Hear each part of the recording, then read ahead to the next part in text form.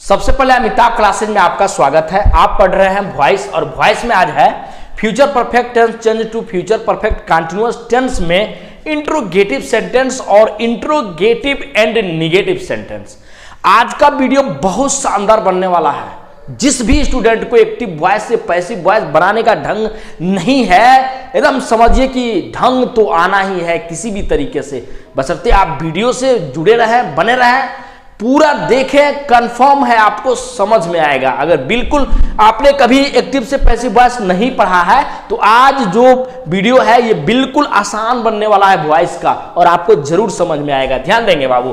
Future perfect tense change to future perfect continuous tense, इतना तो आपको मालूम है। फ्यूचर परफेक्ट टेंस में सहायक क्रिया हेल्पिंग वर्ब शैल है, विल है होता है। जब हम चेंज करेंगे फ्यूचर परफेक्ट कंटीन्यूअस टेंस में तो shall have been, will have been का प्रयोग करना है। जब चेंज करेंगे तब रूल सब मालूम होगा आपको, वही वाला रूल है, पहले वाला ही रूल है। सब्जेक्ट का ऑब्जेक्ट, ऑब्जेक्ट का सब्जेक्ट, सब्जेक्ट को ऑब्जेक्ट के स्थान पर रखने से पहले बाई का प्रयोग करना है। और ख्याल रखिएगा हमेशा एक्टिव वॉइस से पैसिव वॉइस बनाते समय हमेशा क्रिया का थर्ड फॉर्म लिखना है, ये भूलना नहीं चाहिए। चलिए देखते हैं इंट्रोगेटिव सेंटेंस यानी प्रश्न सूचक वाक्य। इंट्रोगेटिव सेंटेंस प्रश्न सूचक वाक्य रूल देख लेंगे बाबू। बेहद आसान रूल है और रूल के अनुसार आपको बेहद अच्छे तरीके से समझाया गया है।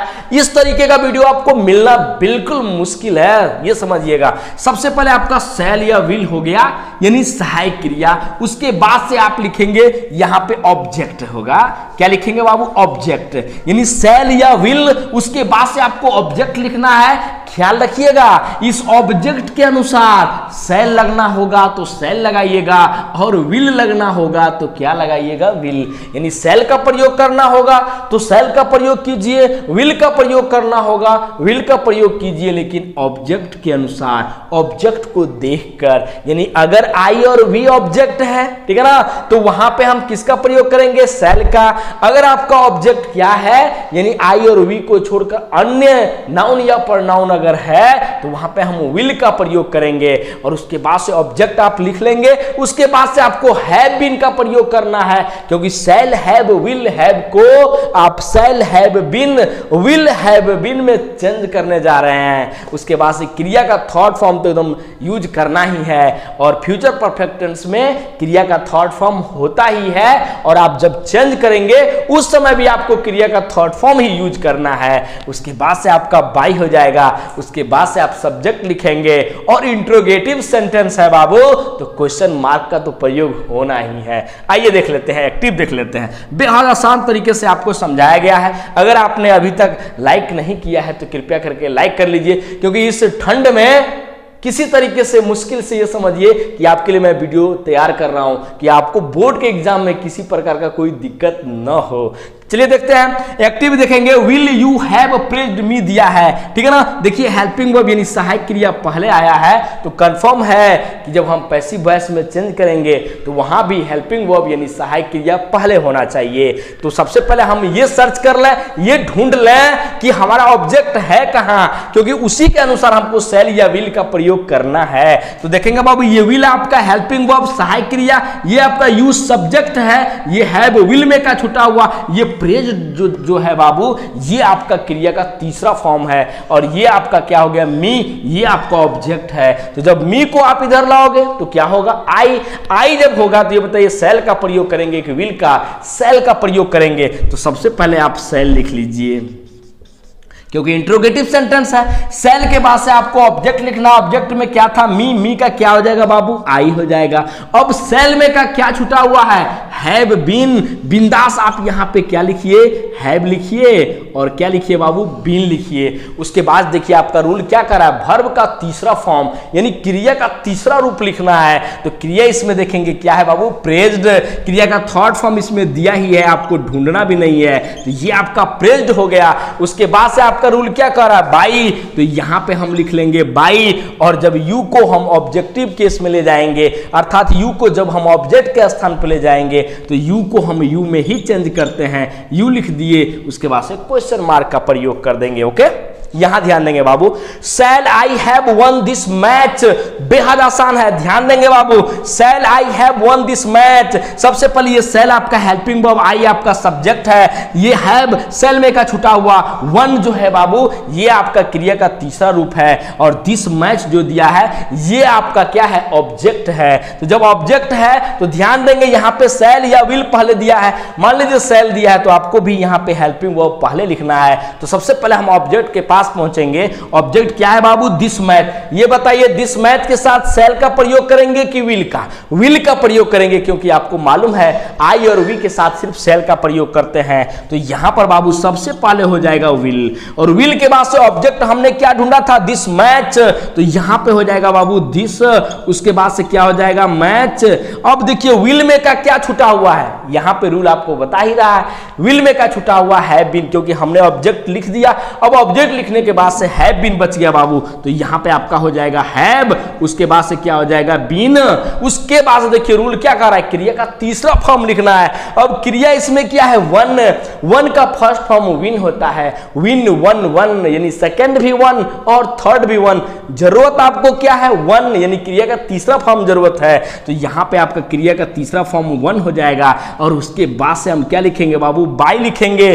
और आई को जब हम ऑब्जेक्टिव केस में ले जाएंगे, आई को जब हम ऑब्जेक्ट के स्थान पर ले जाएंगे, तो आपको मालूम है आई को हम किस में बदलते हैं, मी में। उसके बाद से क्वेश्चन मार्क का प्रयोग करेंगे। ओके, अगला सेंटेंस देखेंगे बाबू, व्हाई विल ही लाइक्ड हर दिया है, व्हाई विल ही लाइक्ड हर, बेहद आसान है, घबराना नहीं है। सबसे पहले व्हाई दे दिया तो आप व्हाई लिखिए।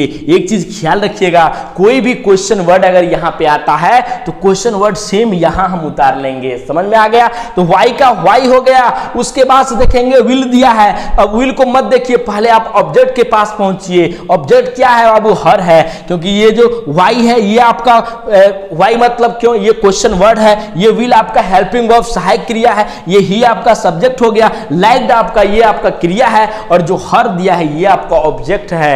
हर को जब हम सब्जेक्ट के रूप में लेकर आएंगे बाबू, यानी यहां लेकर आएंगे, ऑब्जेक्ट के स्थान पे लेकर आएंगे, तो यहां पे हर का क्या हो जाएगा बाबू, सी हो जाएगा। तो जब सी होगा तो हम ये तय करेंगे कि शैल का प्रयोग करना है कि विल का। तो आपको मालूम है कि हम सी के साथ किसका प्रयोग करते हैं, विल का प्रयोग करते हैं। तो वाई के बाद से विल हो जाएगा बाबू, और उसके बाद से ऑब्जेक्ट क्या था, हर। हर को जब इधर लाएंगे तो क्या होगा बाबू, सी। और विल में का बताइए क्या छुटा हुआ है, हैव बीन छुटा हुआ है, तो यहां पे हैव हो जाएगा, और उसके बाद से क्या हो जाएगा बाबू, बीन हो जाएगा।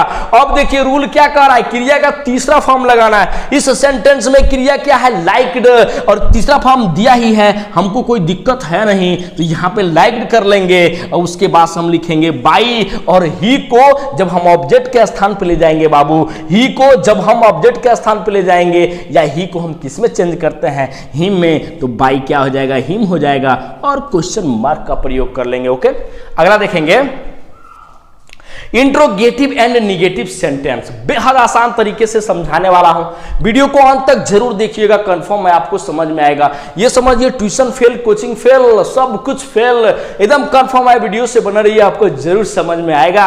यहां ध्यान देंगे बाबू, रूल क्या दिया है, शैल या विल को पहले लिखना है, उसके बाद से सब्जेक्ट, यानी यहां पर भी ऑब्जेक्ट होना चाहिए, ठीक है ना, यानी सब्जेक्ट को हम ऑब्जेक्ट के स्थान पे और ऑब्जेक्ट को हम सब्जेक्ट के स्थान पे ले जाते हैं, इसलिए शैल या विल। उसके बाद से हमको क्या लिखना है बाबू, ऑब्जेक्ट लिखना है, और उसके बाद से हमको किसका प्रयोग करना है, नॉट का। उसके बाद से हैव बीन हो जाएगा। नॉट का प्रयोग इसलिए करना है ऑब्जेक्ट के बाद से क्योंकि ये आपका इंट्रोगेटिव और निगेटिव सेंटेंस है, तो हैव बीन हो गया। उसके बाद से क्रिया का थर्ड फॉर्म हो गया, और उसके बाद से बाई हो गया, और उसके बाद से क्या हो गया, सब्जेक्ट हो गया। इंट्रोगेटिव हो या इंट्रोगेटिव निगेटिव हो, क्वेश्चन मार्क का तो प्रयोग करना ही है। आइए देखते हैं, एक्टिव देखते हैं। Shall we not have drunk water, बिल्कुल घबराना नहीं है बाबू। देखिए सबसे पहले सेल दिया है, सेल से कोई मतलब नहीं है। सबसे पहले आप ये देखिए कि ऑब्जेक्ट आपका क्या है, ये आपका हेल्पिंग वर्ब सहायक क्रिया, ये आपका वी यानी सब्जेक्ट, ये नॉट निगेटिव सेंटेंस, ये आपका हैव सेल में का छुटा हुआ, ये जो ड्रंक है ना ये आपका वर्ब है, क्रिया है, और ये जो वाटर दिया है ना ये आपका ऑब्जेक्ट है। तो इस और ये ऑब्जेक्ट क्या है, वाटर। वाटर के साथ सेल का प्रयोग करेंगे कि विल का? तो आपको मालूम है विल का प्रयोग करना है, क्योंकि दो ही व्यक्ति के साथ आई और वी के साथ सेल, बाकी सब के साथ विल का प्रयोग करना है। तो विल हो गया, उसके बाद से हम क्या लिखेंगे बाबू? वाटर, क्योंकि हमारा रूल क्या कह रहा है? सेल या विल में से किसी एक को लिखिए। ऑब्जेक्ट को देखकर हमने ऑब्जेक्ट को देख लिया, वाटर है, तो वाटर से पहले हम क्या लिखेंगे? विल लिखेंगे। विल के बाद से कह रहा है ऑब्जेक्ट, तो ऑब्जेक्ट भी हो गया। अब क्या कह रहा है रूल? नॉट का प्रयोग कीजिए, क्योंकि इंट्रोगेटिव और निगेटिव सेंटेंस है ना। नॉट हो गया, उसके बाद से यहां पे क्या यूज करेंगे बाबू? क्या छुटा हुआ? हैव बीन छुटा हुआ है, तो आपका हैव बीन हो गया। अब रूल क्या कर रहा है? क्रिया का तीसरा फॉर्म, इसमें क्रिया का तीसरा फॉर्म ढूंढना ही नहीं है। कोई भी परफेक्ट हो, प्रेजेंट परफेक्ट हो, पास्ट परफेक्ट हो, फ्यूचर परफेक्ट हो, ऑलरेडी क्रिया का थर्ड फॉर्म दिया ही रहता है। तो ये फ्यूचर परफेक्ट टेंस है, तो क्रिया का थर्ड फॉर्म दिया है, ढूंढना नहीं है। तो यहां पे देखिए will, water, not, have, been, उसके बाद से क्रिया क्या है? ड्रंक। तो ये आपका क्रिया का थर्ड फॉर्म क्या हो जाएगा? ड्रंक, क्योंकि फर्स्ट फॉर्म ड्रिंक होता है बाबू। तो यहां पे ड्रंक हो गया। उसके बाद से हम किसका यूज करेंगे? बाई का यूज करेंगे। और वी को जब हम ऑब्जेक्ट के स्थान पर ले जाएंगे, वी का ऑब्जेक्टिव केस क्या होगा? और वी को जब हम ऑब्जेक्ट के स्थान पर ले जाएंगे तो क्या लिखेंगे? अस लिखेंगे। तो यहां पर आपका क्या हो जाएगा? अस।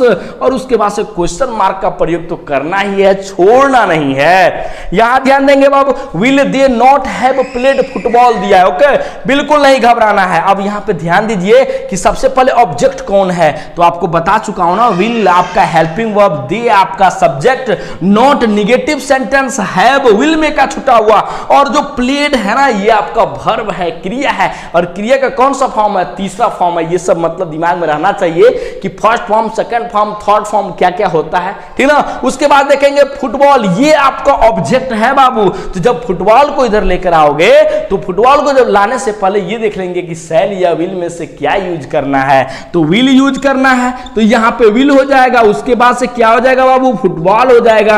और विल के बाद से विल, फुटबॉल, उसके बाद से किसका प्रयोग करना है? नॉट का, क्योंकि सेल या विल में से किसी एक को लिखना था, हमने लिख लिया। उसके बाद करा ऑब्जेक्ट, ऑब्जेक्ट क्या है? फुटबॉल। उसके बाद से हम नॉट का प्रयोग करेंगे, नॉट हो गया। उसके बाद से हैव हो गया, और उसके बाद से क्या हो गया बाबू? बीन हो गया, यानी हैव बीन। उसके बाद से क्रिया का थर्ड फॉर्म प्लेड, सेकंड भी प्लेड होता है, थर्ड भी प्लेड होता है। हमको आवश्यकता प्लेड यानी क्रिया का तीसरा फॉर्म का मतलब हमको आवश्यकता है। तो यहां पे क्या हो जाएगा बाबू? प्लेड हो जाएगा, PLAYED, प्लेड हो गया। उसके बाद क्या हो जाएगा? बाई। और दे को हम किस में बदलेंगे बाबू? देम में बदल देंगे, बिंदास, और क्वेश्चन मार्क का प्रयोग कर देंगे, ओके।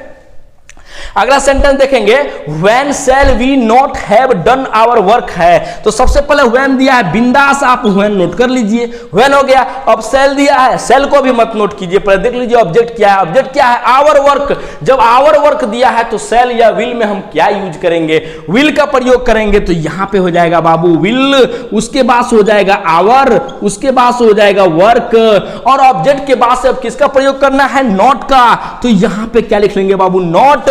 उसके बाद से हैव को हमको किस में बदलना है? हैव बीन में बदलना है। तो नॉट के बाद से हैव बीन हो गया। क्रिया का थर्ड फॉर्म यूज करना है। क्रिया इसमें क्या है बाबू? डन। तो डन आपका यहां पे क्रिया का थर्ड फॉर्म डन हो गया। उसके बाद से हम क्या लिखेंगे? बाई। तो यहां पे बाई हो गया, और वी का ऑब्जेक्टिव केस क्या होगा? अस होगा। तो यहां पे हम अस लिखेंगे। उसके बाद से क्वेश्चन मार्क का प्रयोग कर देंगे, ओके। अगर हमारी वीडियो पसंद आए तो आपसे रिक्वेस्ट है कि चैनल को सब्सक्राइब कर लें।